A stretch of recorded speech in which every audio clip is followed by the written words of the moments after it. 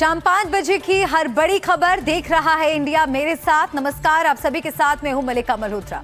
आइए करते हैं आज के सफर की शुरुआत और युद्ध से जुड़ी तमाम अहम खबरें लगातार हम आप तक पहुंचा रहे हैं। आज की एक बड़ी खबर आपको बताते हैं। पश्चिम एशिया में चल रही जंग अब 25वें दिन में पहुंच गई है।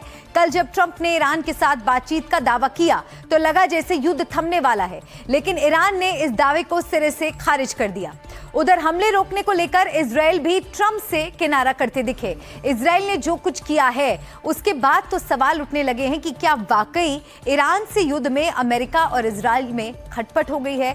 क्या ईरान पर अमेरिका और ईरान में बंटवारा हो गया है? हमें ऐसा क्यों कहना पड़ रहा है, उसके पीछे कई बड़ी वजह हैं, लेकिन इन सब के बीच आज भी जंग की तस्वीरें डराने वाली हैं।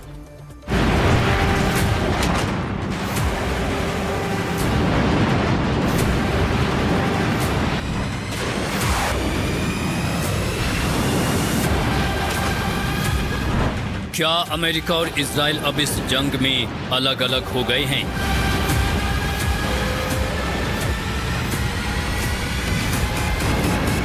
क्या ट्रंप और नेतन्याहू एक दूसरे के फैसले से सहमत नहीं हैं? क्या नेतन्याहू ने ट्रंप का साथ छोड़ दिया है?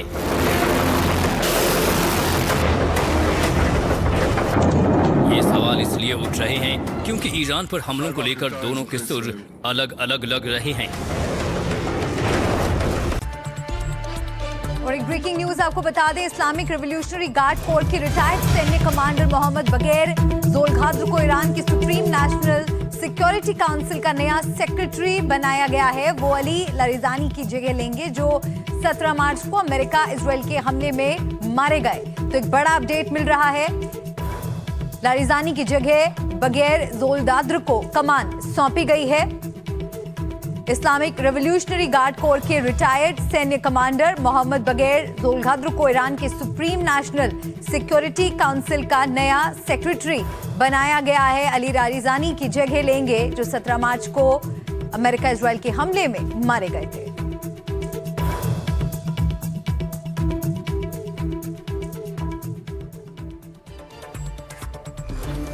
और आइए बढ़ते हैं आगे। आपने देखा कि किस तरह से पश्चिम एशिया की जमीन बारूद से सुलग रही है।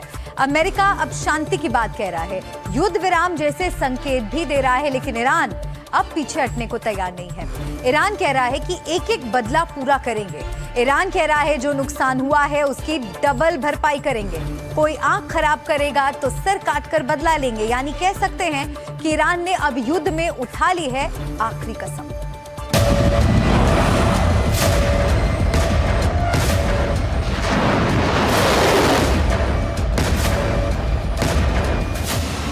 ट्रंप का दावा, बातचीत हुई। ईरान बोला झूठा है अमेरिका। युद्ध की डोर अब ईरान के हाथ।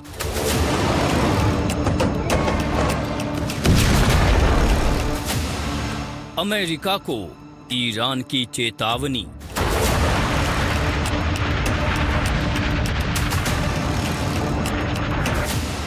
गारंटी दो वरना आंख के बदले सिर।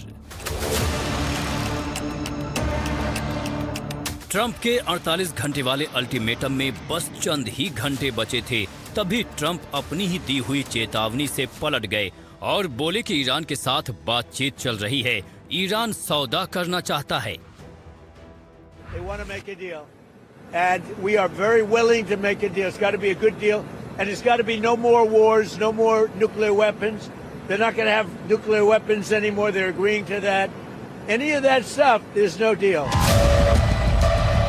इस बयान से लगा कि पश्चिम एशिया में चल रही जंग अब रुक सकती है।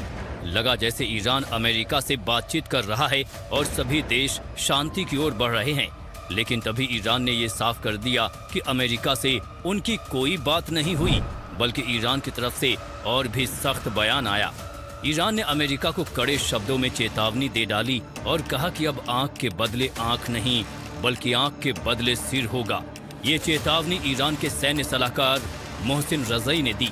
उन्होंने कहा, जब तक हमारी सभी शर्तें पूरी नहीं होती तब तक ये युद्ध जारी रहेगा। उन्होंने आगे कहा कि ईरान पीछे हटने वाला नहीं है। ईरान को अपने नुकसान का पूरा मुआवजा चाहिए, सभी आर्थिक प्रतिबंध हटाए जाने चाहिए और अंतर्राष्ट्रीय स्तर पर यह गारंटी दी जानी चाहिए कि अमेरिका आगे उनके मामलों में दखल नहीं देगा, वरना इस बार जवाब पहले जैसा नहीं होगा। इस बार आंख के बदले आंख नहीं, बल्कि आंख के बदले सिर होगा। विरोधियों को गल्फ एरिया छोड़ना पड़ेगा। रज़ाई ने ये भी कहा कि ईरान की सेना पूरी ताकत के साथ कार्रवाई कर रही है और युद्ध के दौरान दबाव बनाए रखने के लिए लगातार ऑपरेशन चलाए जा रहे हैं। ईरान जो धमकी दे रहा है कि अगर तुमने आग निकाली तो हम तुम्हारा सर काट देंगे, इसके पीछे दो चीजें हैं। एक तो रशिया और चाइना की सपोर्ट, मैटीरियली भी और इमैटीरियली भी, यानी कि मॉरल भी और नॉन मॉरल भी। और दूसरा ईरान की वो हथियार जो पानी के नीचे हैं और छुपे हुए हैं, जैसे उसकी mini submarine with electronic engine and no noise, and similarly उसकी suicidal speed boat with a speed of 60 knot, और प्लस उसकी एंटी शिप मिसाइल जो केशव आइलैंड जैसे अंडरनीथ अंडरग्राउंड में छुपे हुए हैं स्ट्रेट ऑफ हॉर्मुज में। रज़ाई ने डोनाल्ड ट्रंप को सीधा चैलेंज देते हुए अमेरिका को आखिरी अल्टीमेटम दिया है। ईरान की तरफ से आए इस बयान के बाद ऐसा लग रहा है जैसे इस युद्ध की डोर ईरान के हाथ में है। Bureau report, NDTV India.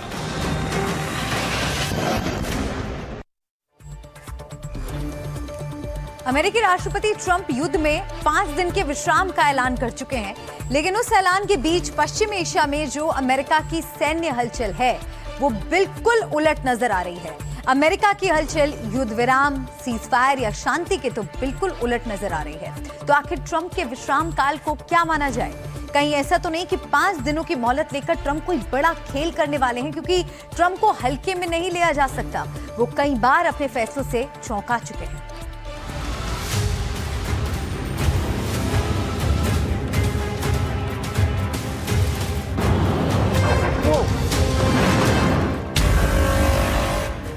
Trump के विश्राम काल में बहुत बड़ा धोखा है। ईरान के साथ क्या सबसे बड़े धोखे की तैयारी हो रही है? क्या बातचीत के नाम पर सेना की रिग्रुपिंग कर रहा है अमेरिका? शांति की कोशिश या ईरान के लिए डेथ ट्रैप?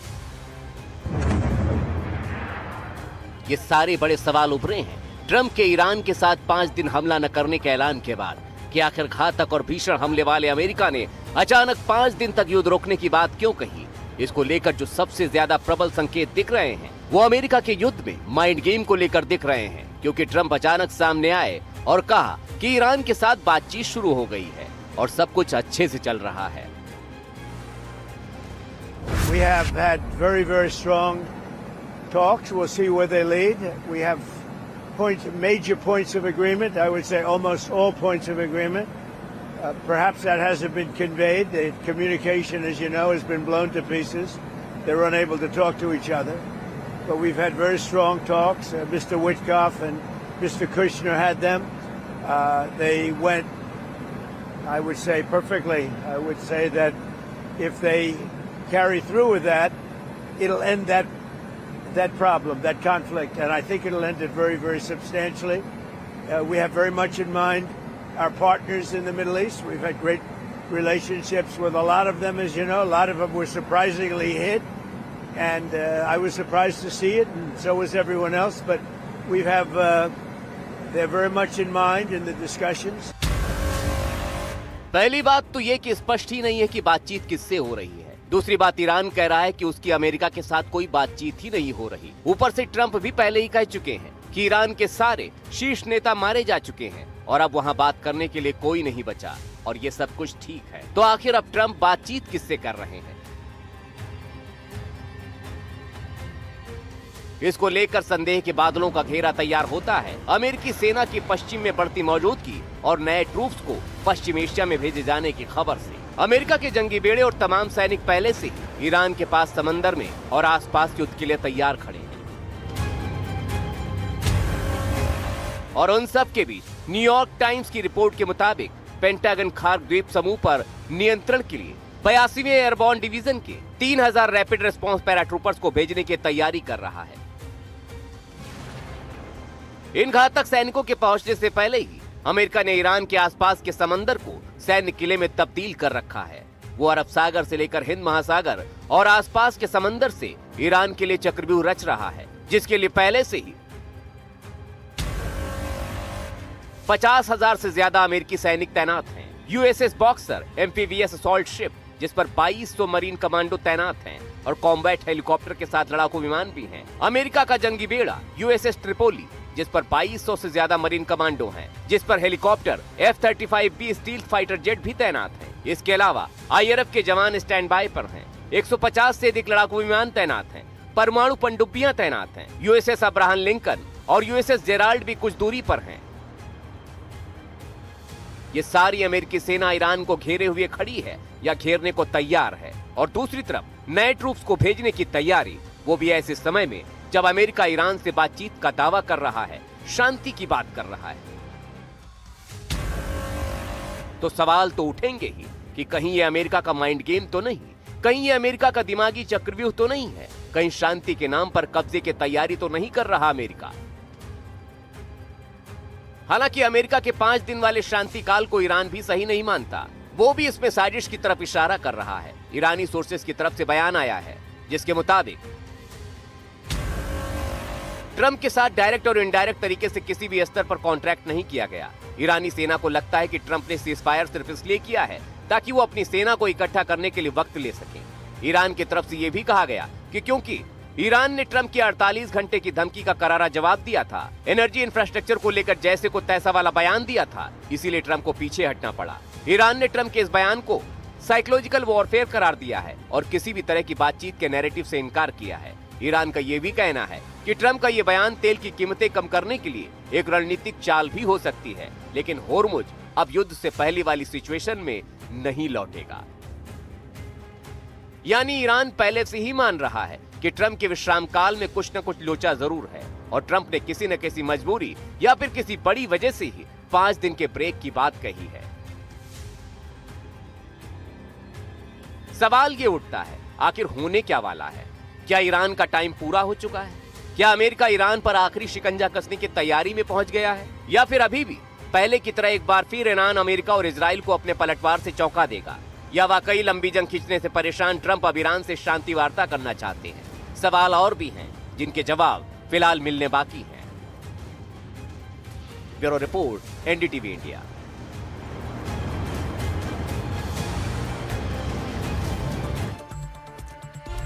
इस बीच एक बड़ी खबर मिल रही है। दिल्ली की एक अदालत ने कश्मीरी अलगाववादी आसिया अंद्राबी को उम्र कैद की सजा सुनाई है। ये सजा यूएपीए के तहत दर्ज एक गंभीर मामले में दी गई है। अदालत ने अपने फैसले में आसिया अंद्राबी को दोषी ठहराया। उन पर भारत विरोधी और अलगाववादी गतिविधियों को बढ़ावा देने का आरोप लगाया गया था। ये मामला राष्ट्रीय सुरक्षा से जुड़ा हुआ था। अदालत ने सभी पक्षों की दलीलें सुनने के बाद ये निर्णय लिया। एनआईए ने आरोप लगाया था कि आसिया ने घृणा फैलाने वाले भाषणों, साजिश और आतंकी गतिविधियों के जरिए देश के खिलाफ युद्ध छेड़ने की कोशिश की। उन्होंने अलगाववादी विचारधारा को बढ़ावा दिया व प्रतिबंधित संगठनों से संपर्क बनाए रखा।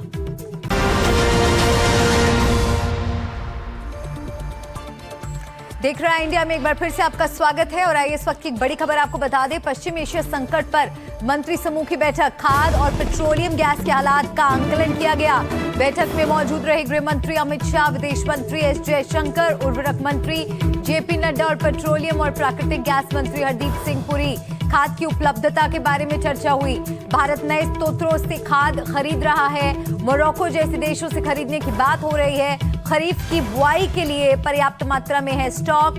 अलग अलग मंत्रालयों को लेकर हर दिन होगी बैठक। डीजल वाहनों के लिए जरूरी टीजीयू, टेक्निकल ग्रेड यूरिया और डीईएफ डीजल एग्जॉस्ट फ्यूल पर्याप्त मात्रा में उपलब्ध।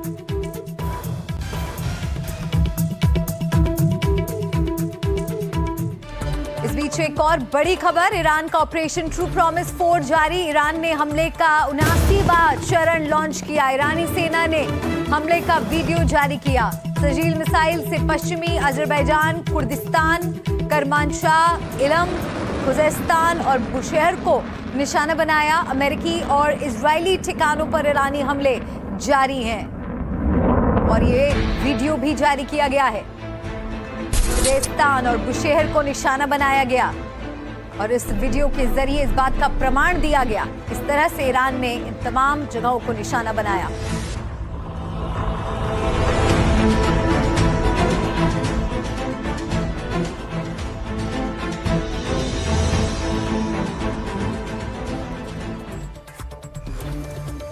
ब्रेक से पहले हमारी रिपोर्ट में हमने आपको बताया था कि ट्रंप कह रहे हैं कि ईरान में उनकी बातचीत चल रही है। कोई ऐसा है जो उनकी बात सुन रहा है, कोई ऐसा है जो ईरान और अमेरिका युद्ध को रोकने के लिए ट्रंप से बातचीत कर रहा है। लेकिन सवाल ये उठता है कि आखिर वो कौन है? कौन है वो ट्रंप का सीक्रेट मैन? वो विभीषण कौन है जो पश्चिम एशिया की जंग रुकवा सकता है? और आखिर ट्रंप उसका नाम क्यों नहीं बता रहे?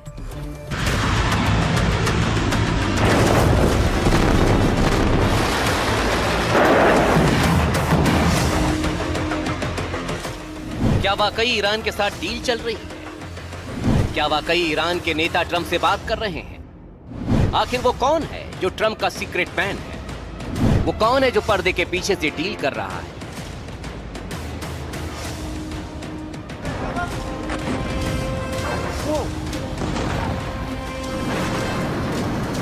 ये सारी बातें, सारे सवाल, ये सारे कयास ट्रंप के उस बयान के बाद सामने आए हैं जिसमें उन्होंने दावा किया है कि कोई है जिसके साथ वो ईरान में बात कर रहे हैं और जिसके साथ वो मिलकर ईरान की सत्ता को चला सकते हैं।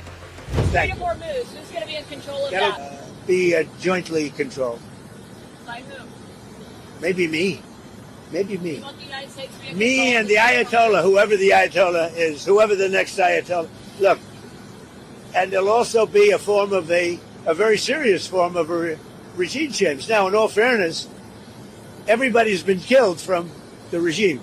They're really starting off. There's automatically a regime change. But we're dealing with some people that I find to be very reasonable, very solid. The people within know who they are. They're very respected. And maybe one of them will be exactly what we're looking for. Look at Venezuela, how well that's working out. We are doing so well in Venezuela with oil and with the relationship between the president-elect and us. And maybe we find somebody like that in Iran.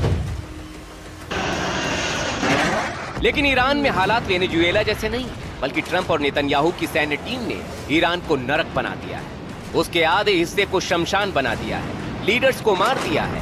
खाड़ी देशों से भी Iran का बिगाड़ हो चुका है।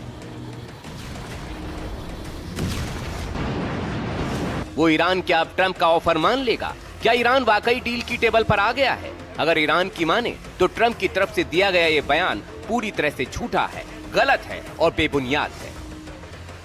Iran कहता है हम बात नहीं कर रहे हैं, लेकिन दूसरी तरफ इजराइल का मीडिया कहता है कि ईरान के जिस टॉप लीडर से बातचीत हो रही है वो कोई और नहीं बल्कि ईरानी संसद के चीफ मोहम्मद बागर गलीबाफ हैं। इसको लेकर धुआं एक्सियोस और जेरूसलम पोस्ट की रिपोर्ट से उठा, जिसमें दावा किया गया कि स्टीव विटकॉफ और जैरेड कुश्नर के साथ पर्दे के पीछे गलीबाफ ही बात कर रहे हैं। लेकिन सवाल ये है, क्या गलीबाफ को रिवोल्यूशनरी गार्ड्स का सपोर्ट हासिल है? क्या गलीबाफ मुज्तबा के नाम पर फैसले ले रहे हैं या फिर गलीबाफ मुज्तबा के खिलाफ डील के लिए आगे बढ़ गए हैं? क्योंकि अभी तक किसी भी लीडर ने खुलकर डील की बात नहीं की है। और तो और वाकई गलीबाफ अगर बात कर रहे हैं तो फिर ईरान में एक और सिविल वॉर शुरू हो सकती है। शायद इसी से निपटने के लिए अमेरिका सेना को इकट्ठा तो नहीं कर रहा ताकि मौजूदा रिजीम को चेंज किया जा सके और अपने मोहरे तेहरान में फिट किए जा सके। लेकिन ये सब आसान नहीं है, क्योंकि ऐसा लगता नहीं है, क्योंकि ईरान की जनता मुज्तबा वाली रिजीम के सपोर्ट में खड़ी है। बल्कि ईरान तो कह रहा है कि 5 दिन की मोहलत अमेरिका की हार को दिखाता है। अमेरिका को यह एहसास हो गया था कि ईरान एक अस्तित्वगत संघर्ष में उलझ गया है और निश्चित रूप से अपनी धमकियों पर अमल करेगा। इसलिए कायरता दिखाते हुए ट्रंप पीछे हट गए। जो लोग इसे युद्ध विराम कह रहे हैं, तो उन्हें लेकर बता दो कि ईरान के लिए युद्ध का विराम नहीं हुआ है, बल्कि ये हमारी जीत है। ईरान में ट्रंप के शुभचिंतक की खबर पर ईरान के संसद अध्यक्ष मोहम्मद बागेर गलीबाफ ने खुद भी इन दावों को नकार दिया है। उन्होंने लिखा, यूएस से कोई बातचीत नहीं हुई है। फेक न्यूज का इस्तेमाल कर तेल और वित्तीय बाजारों को प्रभावित करने के लिए ऐसा किया जा रहा है। सवाल उठता है कि आखिर मोहम्मद बागेर गलीबाफ का नाम कहां से आया, क्यों आया और कौन लाया? कहीं इसके पीछे कोई गेम तो नहीं? इन सवालों के बीच गलीवाफ के बारे में जानना भी जरूरी है। 64 साल के गलीवाफ IRGC के पूर्व कमांडर रह चुके हैं। IRGC के एयरफोर्स यूनिट के प्रमुख भी रह चुके हैं। 1979 की क्रांति के बाद बसीज मिलिशिया में शामिल हुए थे। 2020 से लगातार संसद के अध्यक्ष बने हुए हैं। ईरान की जनता में खासे लोकप्रिय हैं और देशभक्त के तौर पर उनकी छवि है।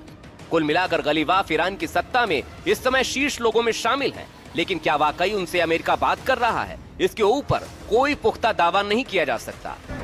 Bureau report, NDTV India. और युद्ध से जुड़ा एक और अपडेट मिल रहा है। दक्षिणी लेबनान में इजराइल का हमला हुआ है। दक्षिणी लेबनान के टायर जिले में बम बरसाए गए। अल माचूक कस्बे में एक इमारत पर बमबारी की बड़ी खबर मिल रही है। दक्षिणी लेबनान के टायर जिले में बम बरसाए गए हैं। अल्लाहु अकबर।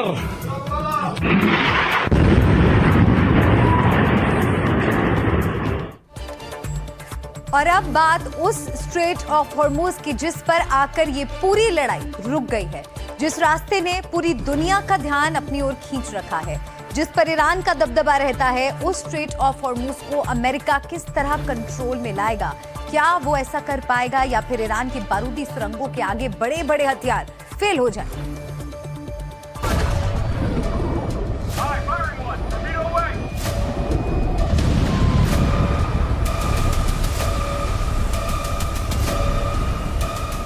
जंग की अहम कड़ी स्ट्रेट ऑफ हॉर्मुज, जहां ईरान ने बिछा रखी हैं बारूदी सुरंगें।